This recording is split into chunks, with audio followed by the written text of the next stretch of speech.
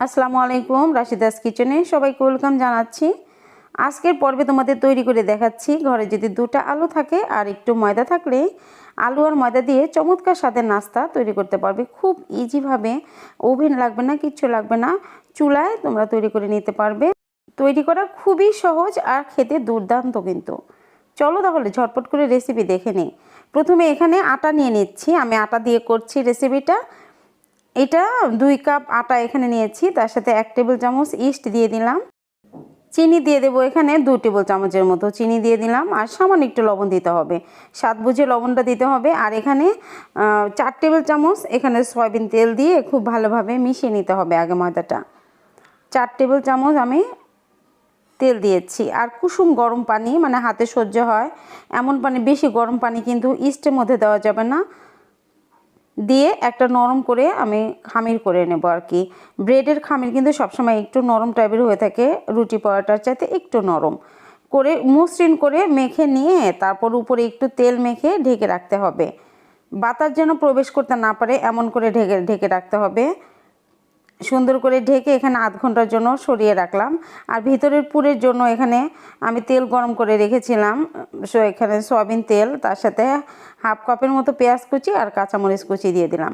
আর এখানে 2টা আলু সিদ্ধ করে রেখেছিলাম, চটকে রেখেছি, সেই আলু 2টা দিয়ে লবণ, হলুদের গুঁড়া, শুকনো মরিচের গুঁড়া, ভাজা জিরার গুঁড়া দিয়ে সুন্দর করে মানে নাড়তে হবে, নেড়ে একদম মিশাতে হবে। এখানে কিন্তু পানি দেওয়া যাবে না, শুকনো শুকনো কম আছে। আর এখানে সামান্য একটু গরম মশলার গুঁড়াও দিয়ে দিলাম, দিয়ে নামিয়ে রেখেছি। ওটা আমার হয়ে গেছে কিন্তু। এবার দেখো এই যে আধ ঘন্টা পরে খুব বেশ ফুলে উঠেছিল। এখন আমি যেরকমভাবে দেখছো এরকমভাবে নামিয়ে তারপর আমি নানটা বানিয়ে নেব। এই 2 কাপ ময়দা দিয়ে কিন্তু একটা বড় করে বানাবো। চাইলে তোমরা এখানে 2টা বানাতে পারো, কিন্তু বড় করে আমি একটাই বানাচ্ছি। এরকমভাবে হাত দিয়ে চেপে চেপে বা বেলনি দিয়ে যে কোনোভাবে তোমরা এটি ছড়িয়ে নিতে পারো। যেহেতু এটা নরম, আমি হাত দিয়ে করে নিচ্ছি সুন্দর করে, আর সাইডে একটু পানি লাগিয়ে নিচ্ছি। আমি যেহেতু মুড়িগুলো সব এক জায়গায় করব যাতে খুলে না যায়।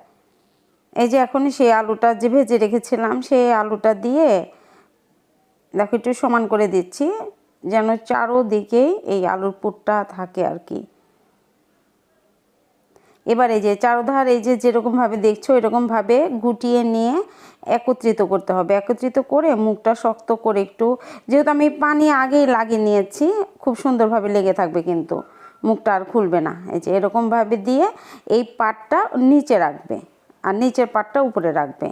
একটা প্লেটের মধ্যে কিন্তু আমি যেহেতু চুলায় বেক করব, একটা প্লেটের মধ্যে আমি যে কোনো লেখালেখির কাগজই হোক আর যে কোনো কাগজই হোক একটা বিছিয়ে দিয়ে তারপরে যে তার উপরে এই যে নানটা সুন্দর করে, এখনই কিন্তু আমি প্লেটের সমান করব না, প্লেটের সমান একা আপনা আপনি হয়ে যাবে, একটু ছড়িয়ে তারপর আমি ঢেকে রেখে দিলাম 15 থেকে 20 মিনিট। আমি 15 মিনিট পর আর কি আমি আসলাম, এসে যে মাঝখানে একটু দাবিয়ে দিতে হবে, হাতের আঙ্গুল দিয়ে একটু দাবিয়ে দিতে হবে, দিয়ে তারপরে যে সাইডে আমি ডিমের সাথে একটু চিনি মিশিয়ে রেখেছিলাম, মানে আস্ত ডিমটাই চিনি দিয়ে একটু ফেটে রেখেছিলাম, ওই ডিমটা দিয়ে চারো সাইডটা সুন্দর করে ব্রাশ করে দিতে হবে।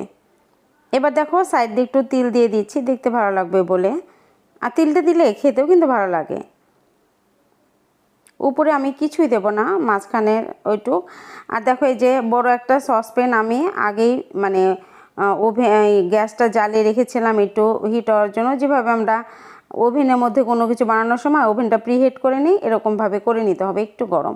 তারপর আমি এটা দিয়ে দেখতে পেলে কেমন করে দিয়েছি, একটা স্ট্যান্ড বসিয়ে তারপরে বসিয়ে দিয়ে মাঝারি আঁচে এখানে আমি 25 মিনিট আমি রেখেছি। 25 মিনিট পরে দেখাচ্ছি। 25 মিনিট পর দেখো একদম হয়ে গেছে, কিন্তু হয়ে গেছে। উপরের মাঝখানে যেটুকু আমি ডিম লাগাইনি ওখানে কিন্তু এই যে একটু সস দিয়ে দিচ্ছি।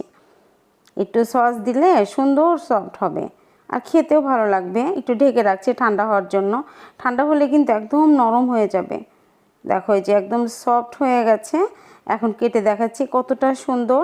আর এই নানগুলো কিন্তু আমরা বাইরে থেকে প্রচুর টাকা দিয়ে কিনে খাই, তারপর বাইরের খাবার তো বোঝোই খুব একটা হেলদি না, আর আমরা হাইজেনিকভাবে বাসায় তৈরি করে খেতে পারি। এরকম ধরনের একটু আলু আর ময়দা থাকলে সুন্দর করে বানিয়ে নাস্তা হিসাবে কিন্তু বাচ্চাদের খাওয়াতে পারি, নিজেরাও খেতে পারি বা অতিথি আপ্যায়ন করতে পারি। রেসিপিটা তোমাদের আশা করছি ভালো লাগবে। আর আমার রেসিপিগুলো যদি ভালো লাগে তাহলে আমার পেজটাকে ফলো করতে ভুলো না, আর কমেন্ট করবে। কমেন্ট করলে কিন্তু কমেন্ট পড়লে খুবই ভালো লাগে, ভিডিও করার জন্য আরও বেশি উৎসাহিত হই তোমাদের কমেন্ট পড়ে।